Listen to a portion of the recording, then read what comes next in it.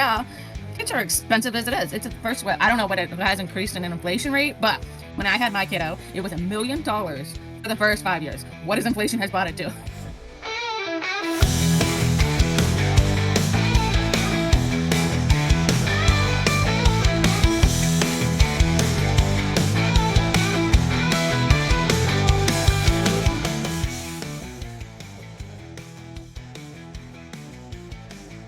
All right, everyone, welcome back to another episode of the Convoluted podcast. It's your host, Jesus, aka Tyrant Dominus, and I'm here with Liz.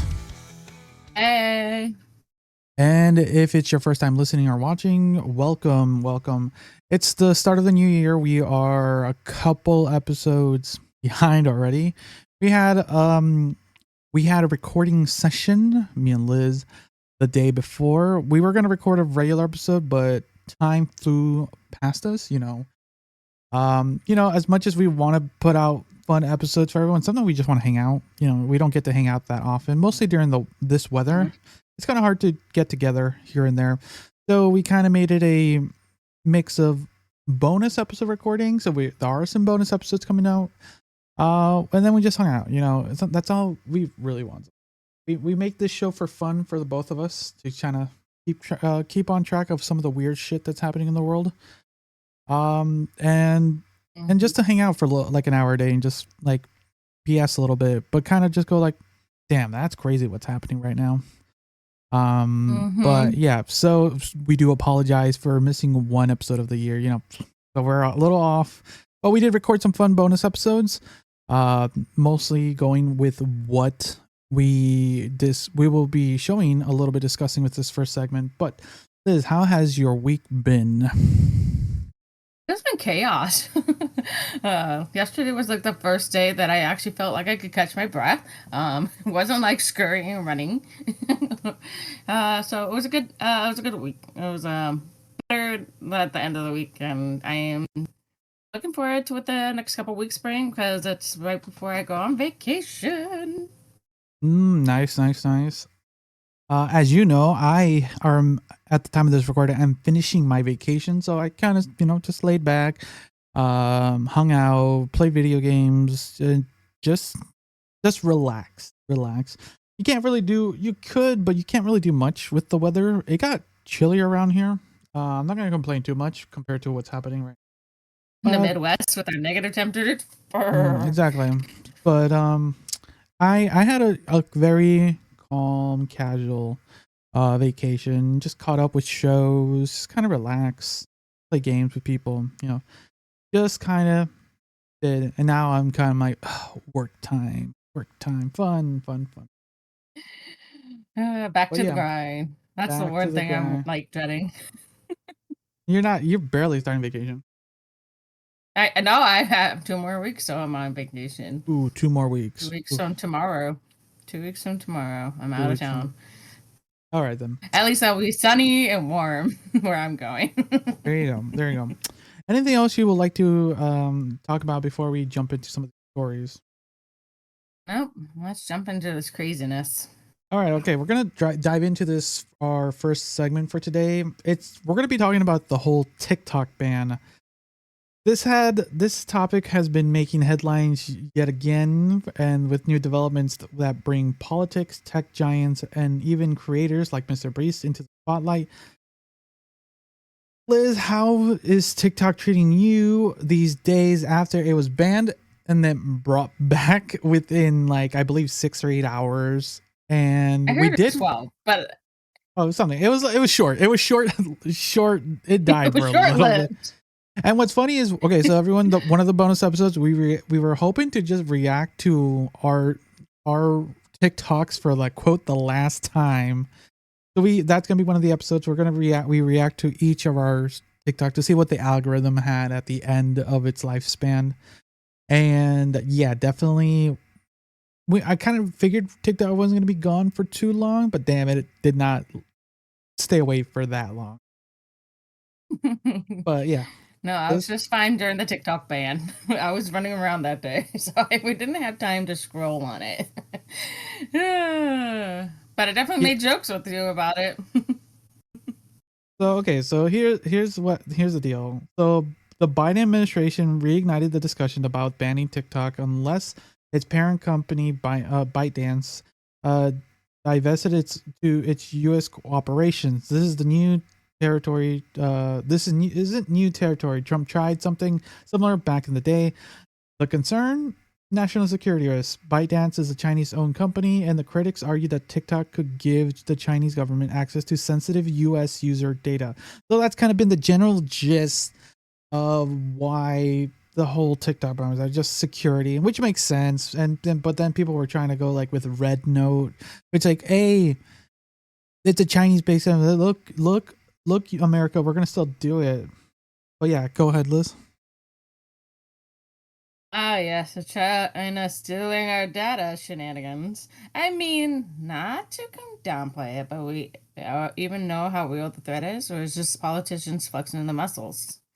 So it's probably halfway true. Yep. That's the big debate, right? According to the Washington Post article, that the Biden administration sees this as a big part of the bigger strategy to reduce foreign influence over American tech users. Especially, it's about setting precedent. But here's where it gets spicy. Major tech players like Apple, Amazon, Google are being roped into this. Of course they are. I mean, if TikTok gets banned, who's going to fill the void? Apple and Google control app stores. Amazon probably scheming to deliver a TikTok clone drone via drone as we speak. Exactly, but they're being cautious. A source from the New York Times mentioned that companies are reluctant to pick a side because they risk alienated users or taking off politicians. It's a tightrope walk for them. Yeah, definitely the users have been not so happy. Have you seen any of their meltdowns? It is crazy. No. Oh yeah, their meltdowns were crazy. Like I said, I was busy that day. It decided to end for 12 hours. Kill the world for 12 hours. My bad. All right, I was continue. busy. I was slightly busy doing life things. That's the life of some people, Liz. Continue.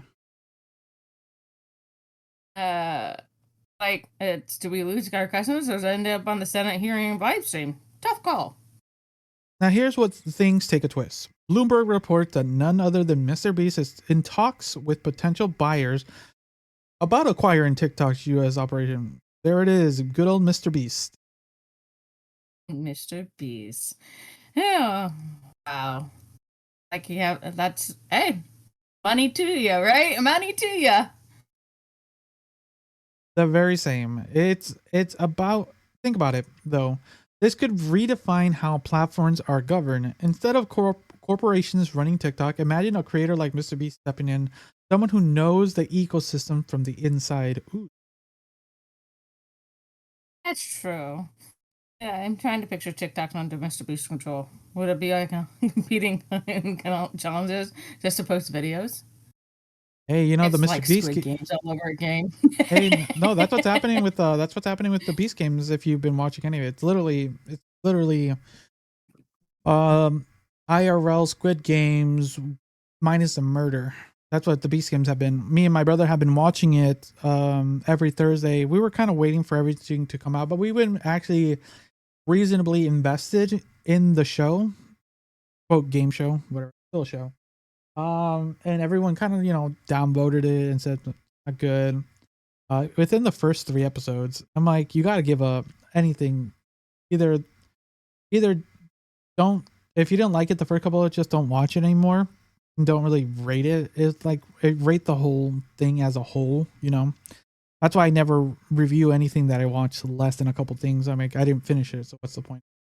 Not finish it unless it's extremely bad. Well, yeah, if it's extremely bad, I'll say something.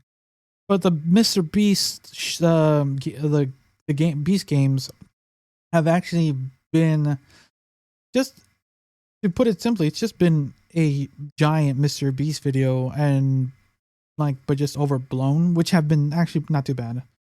But it's interesting to see how he's trying to take the YouTube side and blow it up into a mainstream style thing. But I can see why people are not happy because they're not used to a Mr. Beast, right? But his involvement can highlight the power of the creator economy, right? Platforms aren't just tools anymore, they're part of the creator brands. If it pulls this off, it could change how we think about tech ownership. All right, let's not ignore the elephant in the room. If TikTok gets banned, what happens to millions of users? It's not just losing a fun app, it's a livelihood for content creators and small businesses. True, TikTok has become the culture hub, especially for Gen Z, smaller creators who have built their careers there. And beyond that, banning TikTok raises questions about free speech, government control over digital spaces, where we draw the line. Where do we draw the line, right? It's Because there was giving a Big Brother vibes. Bad. no, continue. No, bad. Yes. You have a thought, go for it. No, it's just a fleeting thought. It's fine.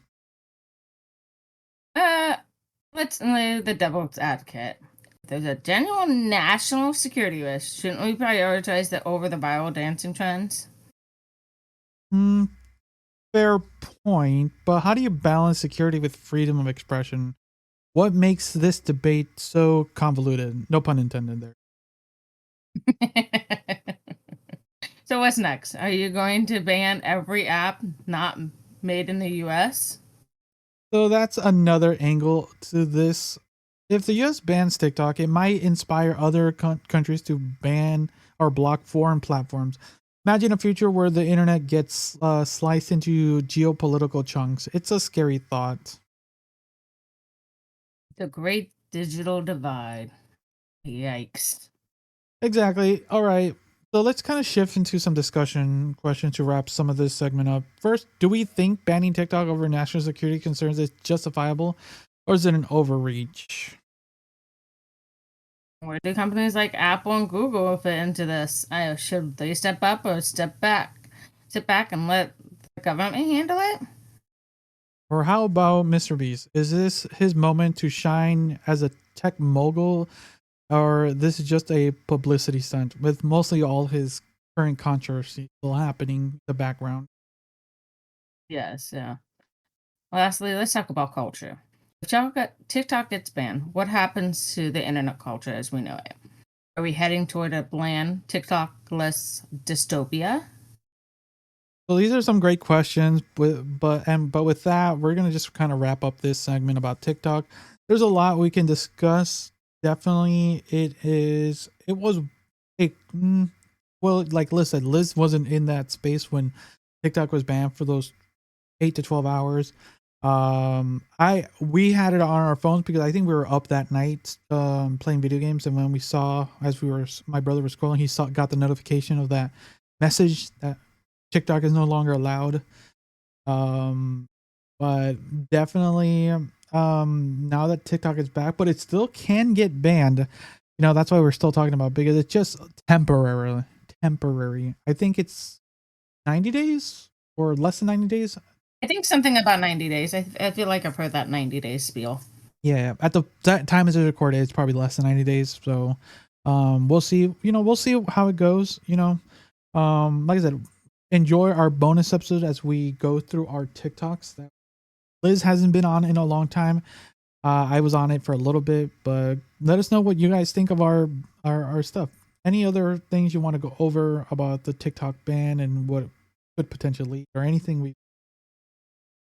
Nope. I'm good.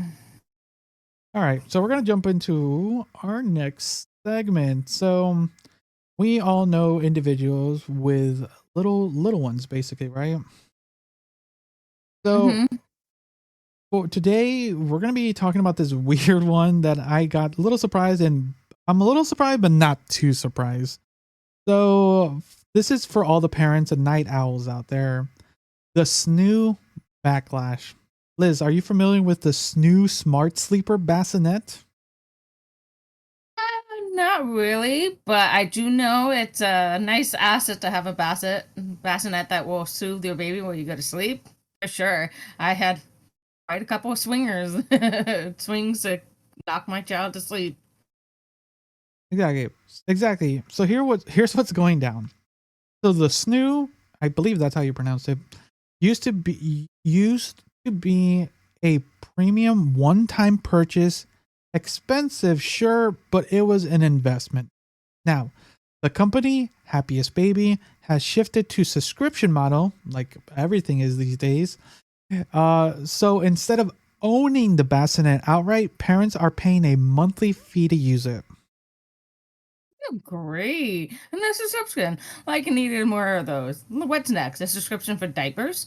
Pay $9.99 a month, and we'll keep your baby's bum clean. I think that is a subscription. They're just anyways. Honestly, I wouldn't be surprised, but seriously, this change has stirred up a lot of frustrations. The subscription costs anywhere from $60 to $120 a month, depending on the plan. There's that fucking extra money around. For parents, using it for 6 months and adds up fast.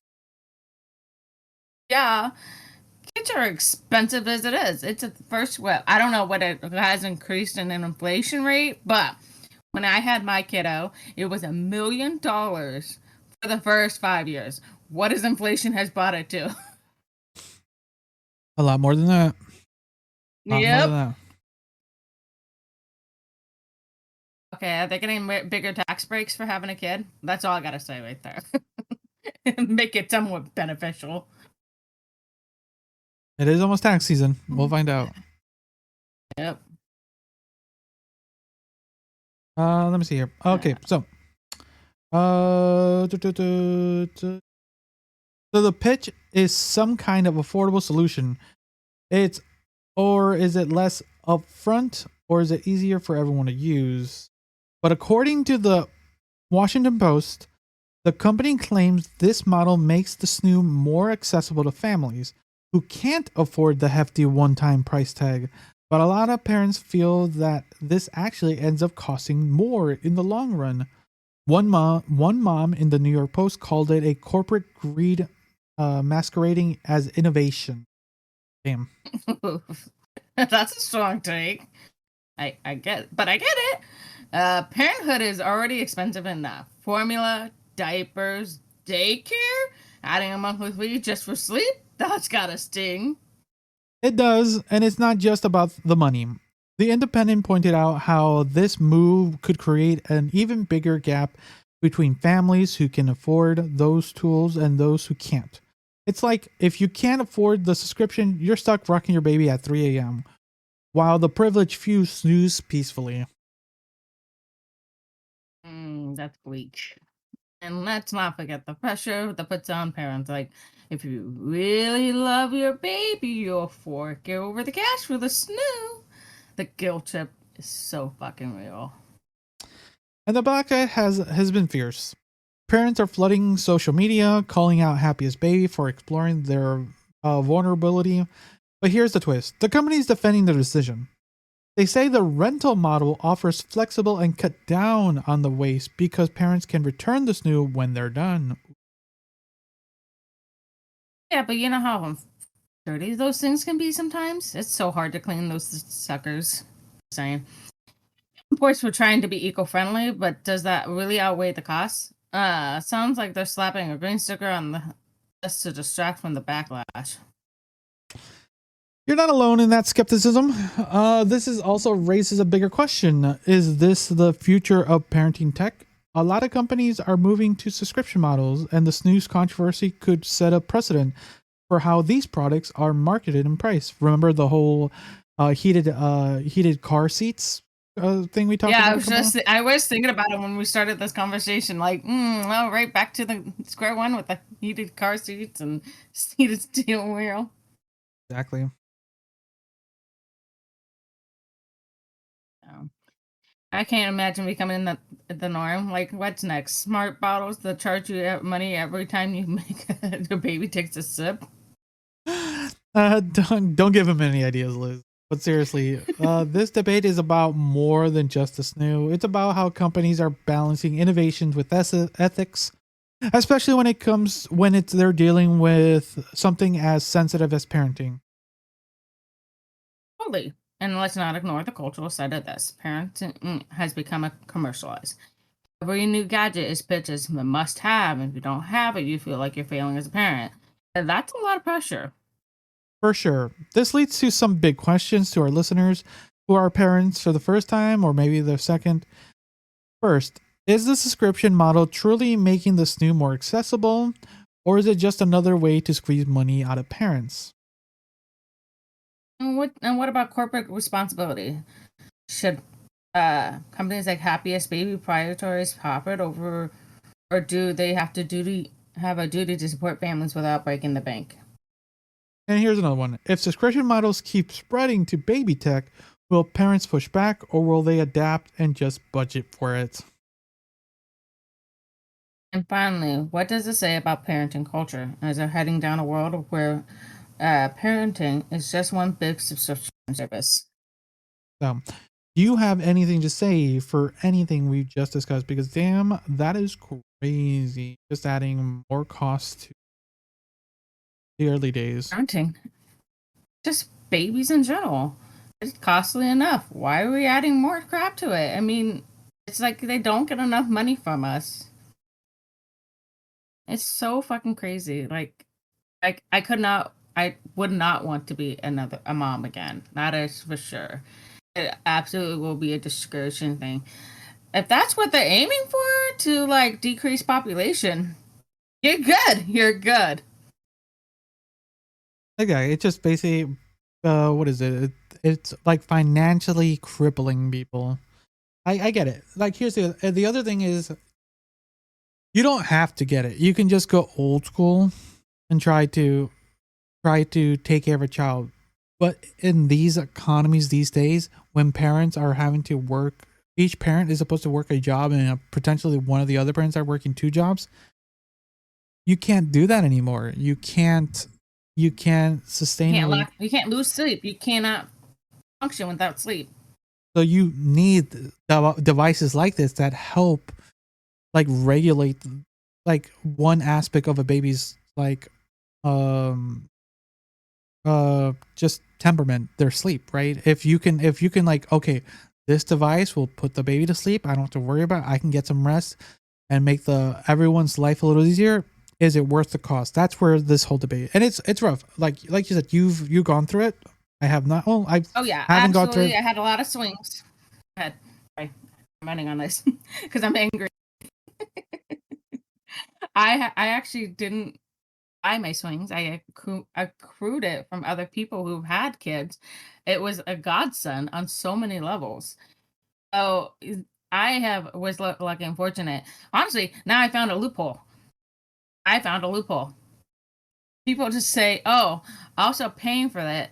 You already paid it once. I'll chip in towards that when I have my kid. You pay the $60 when you're done with it, and then I'll start paying the $60 a month or whatever heck it is to cover it." And it just keeps passing on to the next person. Nobody's buying more snooze. Keep passing it on to the next person. They pay their $60 a month. So I'm going over some of the other notes that are provided for us. It looks like some of the things that were anger parents were not happy was people do that. People do a lot of hand me downs when it comes to baby stuff because babies outgrow things real quick. And if you're, I'm gonna say, if you're a smart individual, you pass those along.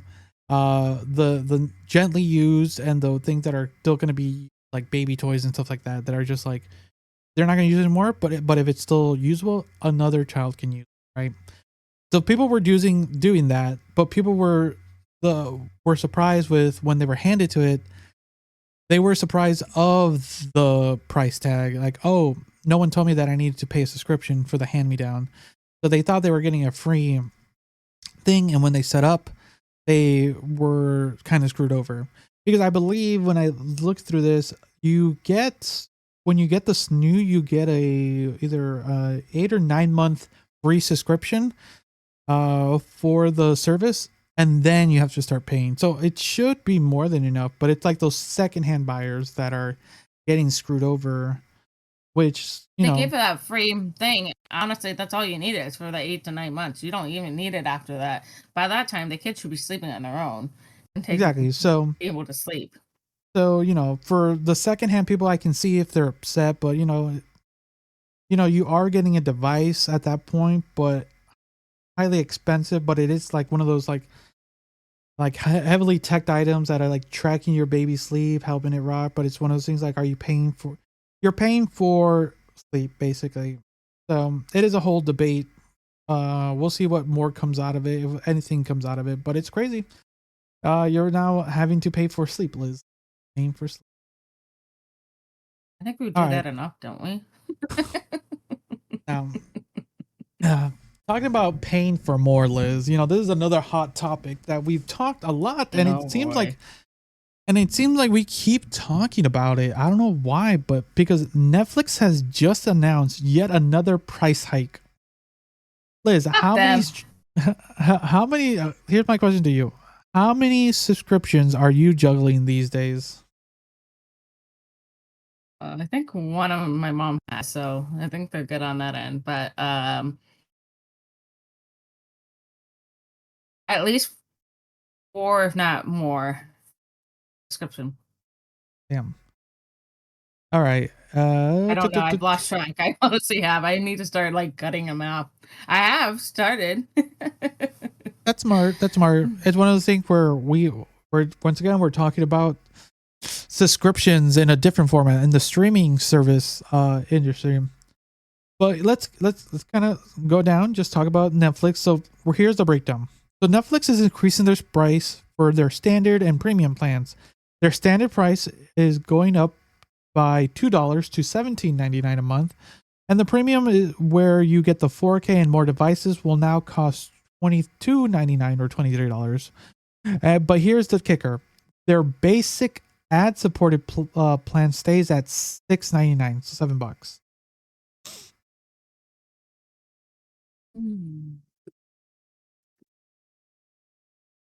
I so like here's the cheap plan, but you may watch my ad. It's moved straight out of the how do you know your subscribers playbook. Exactly. Netflix says the price hike is necessary to cover the rising cost of producing their high budget content. Those Stranger Thing episodes or the blockbuster films like The Gray Man. They're doubling down on big exclusive content to keep their edge in the streaming wars. Okay, I get it. Content isn't cheap, but when is it too much? At this rate, streaming costs are creeping dangerously close to old school cable prices. Or I think it is, depending on how many services you have at this point. That's true. But but overall, that's a great point. A lot of subscribers are feeling the same way. NPR reports that many customers are rethinking their subscriptions. One says, and I love to this quote, I subscribed to Netflix because it was cheaper than cable. Now I'm paying more for less variety. Yeah, because that's back in the day, that was really 1 or 2 subscription services and they had everything. And it was on demand. That's a reality check. Netflix probably doesn't want to hear. And let's not forget, people are already juggling Disney Plus, Hulu, Amazon Prime, HBO Max, you name it. At the same point, something's gotta give. True. Here's where Netflix has the upper hand. They just added 9.5 million subscribers globally last quarter. That's huge. Wow. Most of their growth came from regions like Asia and Latin America, where they've been investing heavily in localized content. So while US subscribers might grumble, the global audience is booming. Okay, let's be real. How many of those new subscribers are actually sharing passwords with exes asking for a friend? Okay, that's a fair question. And remember, Netflix is cracking down on password sharing last year, which might have also contributed to subscriber boost. I think we talked about this a little bit. But here's the wild part. Netflix stock jumped 12% after announcing this price hike. Investors love it because it shows that Netflix can raise prices and still keep its audience. Of course, the shareholders are thrilled. But what about the rest of us who are actually footing the bill? At what point does Netflix confidence turns into arrogance? That's $1 million question. or I guess that's the $17.99 per dollar question. Netflix seems to think their content library is sticky enough to keep people paying. But with their platforms like Disney Plus and Hulu also raising prices, it's becoming a trend across streaming industry. Yeah, but trends don't pay bills. I mean, if every platform keeps raising prices, people are going to start pirating, or dare I say, go back to cable bundle. It's like, congrats, Netflix, you reinvented the wheel. Exactly. And speaking of alternatives, Netflix is banking on ad-supported tiers to bring in the budget-conscious subscribers. It's cheaper, but you trade your time for money by watching ads. Do you think that's a fair value? I guess it works for some people, but honestly, the idea of paying to watch ads just feels wrong. I mean, what's next? Ads in the middle of Stranger Things episodes? No thanks. Hopefully, it doesn't come to that. But let's not forget, Netflix is also diversifying beyond streaming. They've been dipping their toes into gaming and interactive content. It's an interesting move, but is it enough to justify these price hikes? Gaming, huh? So instead of chilling, we're gaming now. I guess Netflix and chill. I guess we'll have to see how that pans out. For them to figure out which subscriptions to keep and which ones to ditch. You have no freaking clue. Yep, that's the struggle for a lot of people. All right, before we wrap this up, let's kind of hit on some discussion questions for our listeners to chew out for the rest of this week. First, is Netflix still worth the price, or are they just overestimating their value? What about the ad-supported tier? Are people actually going to embrace it, or just desperate enough to move to keep subscribers? Another one. Here's another good one. With these price hikes across platforms, is streaming bubble starting to burst? Are we heading towards a subscription fatigue? Finally, what's the tipping point for you? How much is too much to pay if you're streaming, even if the content is top notch? These are all great questions, but let us know down in the comments about any of your thoughts on Netflix price hikes or any of the subscription stuff. You know, we really love to hear your guys' thoughts. But anything you'd like to add, Liz, about this? Because these days it still not, as much as we like to decompress from the hardships of the economy, even that's getting hard to do, right? Do you have anything to say about this further? Oh, I will definitely be starting to think about dropping something or somewhere along the lines. It is not fun. Um because yeah, it is. I think even then I barely use Netflix. I think I've been using Netflix more on the week of my vacation to watch Squid Game Part 2 or Season 2. I think that's the only thing I've done with it since it, but besides that, I haven't used Netflix in a long ass time. Yeah, I was trying to think. I used to watch little skits and shows, but none of the shows that I've watched have come back on. So I'm waiting for the next big thing to happen. But like I said, I think Squid Games was my last one that I watched, and I haven't touched it since then. Too. It's one of the things where I think it's interesting just to kind of go to that old school kind of like binge parties, like just go hang out with everyone, just binge an entire season of something who has that service, so one person, so not everyone has, like, oh, let's, everyone wants to watch the show, I have that service, you don't have it, that's fine, let's have a get together, watch the entire thing and go, or 2 weekends, making an event, because with that wouldn't be yeah. Yeah, and that makes it a little cheaper, and it brings kind of that sense of community again when it came to TV shows and the like. Like that water cooler talk. Like, did you watch that episode? Like, great, because you don't get that talks anymore because there's just so much variety in show these days that, like, it's not movie. It's not shows for us right now. It's books. There's a group of us who are reading some books. Spicy talk. a potential for a bonus episode. But yeah, it's definitely one of those things. So just let us know your thoughts down in the comments about the subscription war basically happening.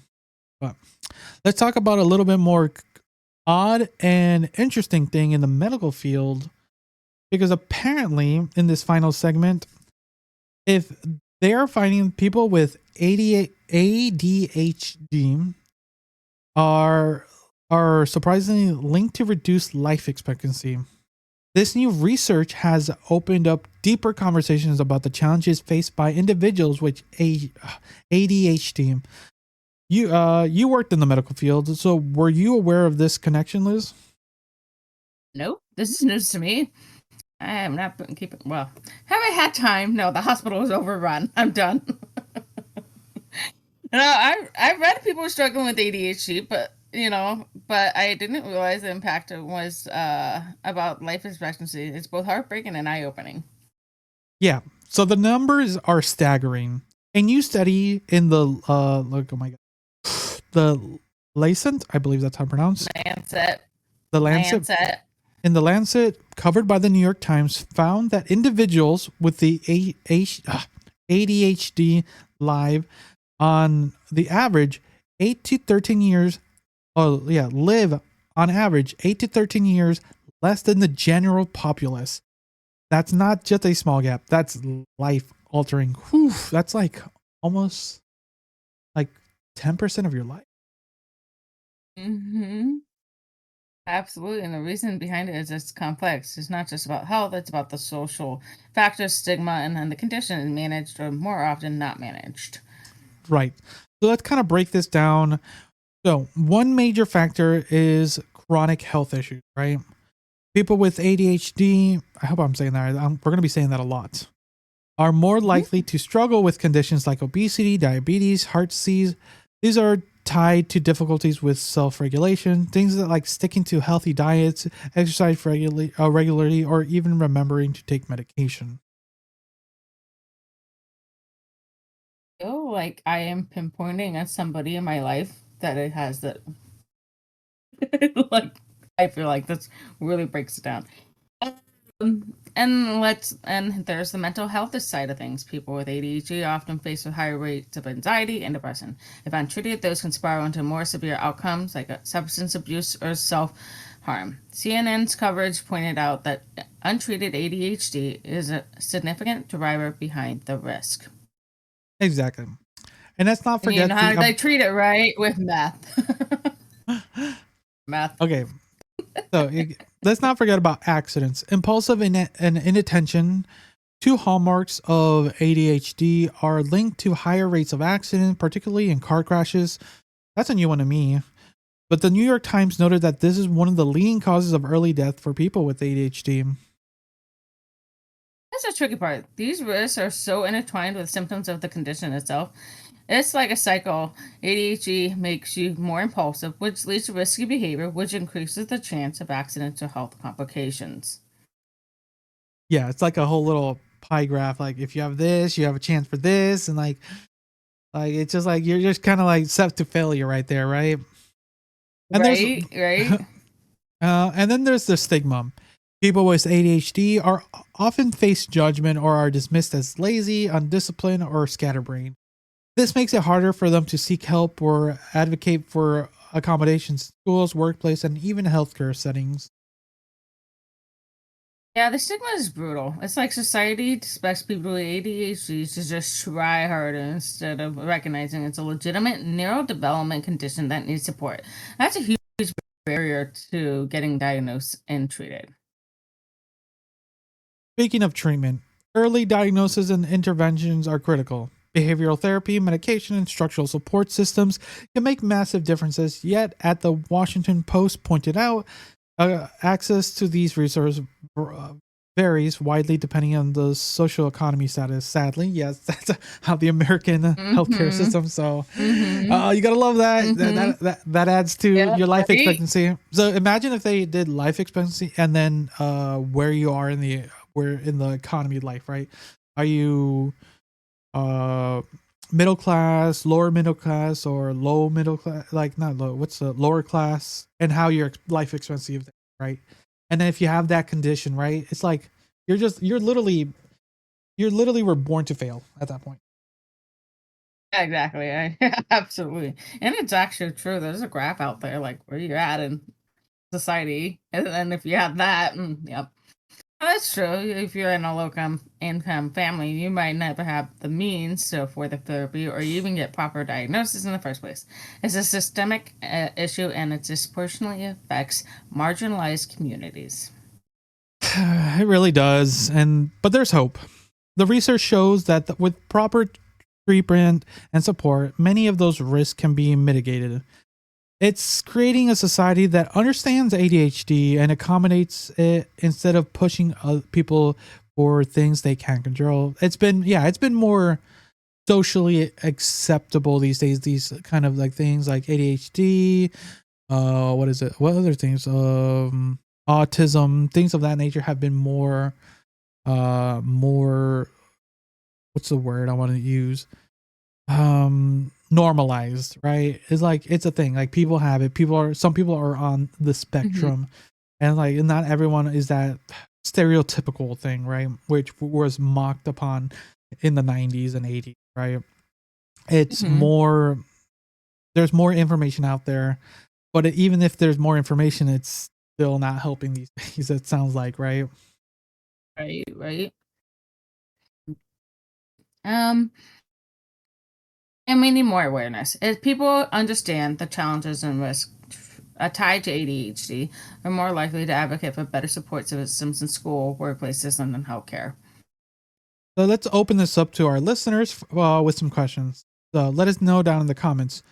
What do we do as a society to reduce some of the stigma around ADHD and ensure people feel supported instead of dismissed? How do we improve access to diagnosis and treatment for underserved communities? What systemic changes need to change to make that a reality? And how can schools and workplace better accommodate people with ADHD? Should we be looking at policies like extend deadlines, quiet workplaces, or even coaching programs? And what individuals ADHD do to reduce the risk? Are there strategies or tools that people have found in managing impulsivity, mental health, or physical health? And finally, what's the role of research here? What's the role of research here? What are the areas ADHD needs more attention to improve outcomes for those effects? Uh, those, those are some heavy but important questions, and it's clear that it isn't a medical issue. It's a social one. You've gotta be better for millions of people out there with ADHD. Couldn't agree more. But with that, anything else you want to talk about, Liz?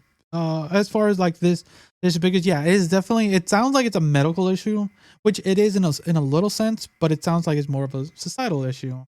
And I think a part of it too, if you're in a social lower economic thing, I think also food parts. Again, we're coming back to this idea about food and what we take into our bodies.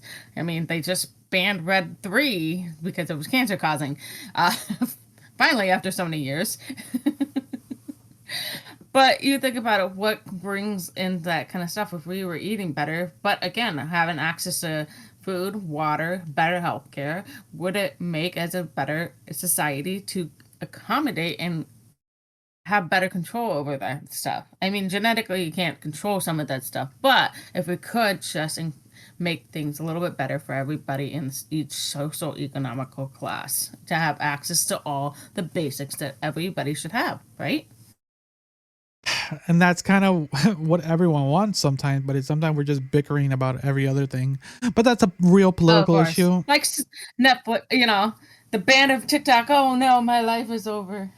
And yeah, like I'm gonna die in like 10 years less than you guys. My TikTok. Oh, all right. So that Oh, wraps it. scatterbrain ADHD much? Um. Okay. So let's go. Let's close this up. All the way to the bottom, Liz. All the way to the bottom. So that wraps this episode of the Convoluted podcast. Let's take a quick look back on everything we covered today because wow, there were some big topics. For sure. First up, we tackled TikTok ban and all the chaos surrounding it. Talked about national security concerns, the government's role in regulating foreign-owned apps, and how creators like Mr. Beast would reshape the platform's future. Seriously, the idea of Mr. Beast owning TikTok, crazy. It's a game changer for sure. Then it's our second, what we talk secondly, where we explode the backlash over the Snoo smart sleeper Bassinet. It's a controversial subscription model. We dove into how the shift from one-time purchase to a monthly subscription frustrated parents and what it means for the future of smart parenting tech. Oh yeah, that one really hit a nerve. Parents are already stressed and now we're being asked to subscribe to so the babies in sleep. Come on. Exactly. Then we moved on to our third segment where we discussed about Netflix price hikes, right? We broke down the rising costs of streaming, how Netflix subscriber growth and defying the backlash, and whether the ad-supported tier might be the answer for budget conscious viewers. And let's not forget, we're getting to the bigger issue of streaming fatigue. With all the platforms raising prices, we're heading towards a breaking point. Struggle is real, folks. It really is. And finally, we close out the important conversation about ADHD and the connection to reduce life expectancy. The stats are eye-opening. It's clear that that stigma, lack of access to care, and the systematic barriers are taking a toll. But we also talked about solutions like early diagnosis, better support system, and rising awareness. Yeah, that's a one hit hard, but it's a conversation that needs to happen because people with ADHD deserve better. Well said, Liz. All right, listeners, we've given you a lot to think about this episode, from tech bans to subscription fatigue to important health conversations. We hope you found this thought provoking as we did, because definitely that was a really opening right there. Yep. We'd love to hear from you. And we like, what are your thoughts on TikTok on the ban? Are you a keep Netflix or team cancel Netflix? And if you have insights about ADHD or parenting in the tech age, share them with us. But yeah, as always, everyone, you can always, don't forget to share the show on social media or tell a friend. You know, word of mouth is one of the best ones. Anything else you would like to say, Liz, before we close this out? Just keep us going. Apparently, we got to rise our numbers, and I want to expect more from you guys. I want to expect more from you. Oh yeah. For our YouTube viewers, thank you for letting us hit 500 subscribers. For those podcast listeners, like, we do appreciate you, but you got to bump up those numbers to beat YouTube, you know. But yeah, thank you everyone for listening or watching. Until next time, see ya. Bye. 93 can't cook. All they know is McDonald's charge their phony hot chip and lies.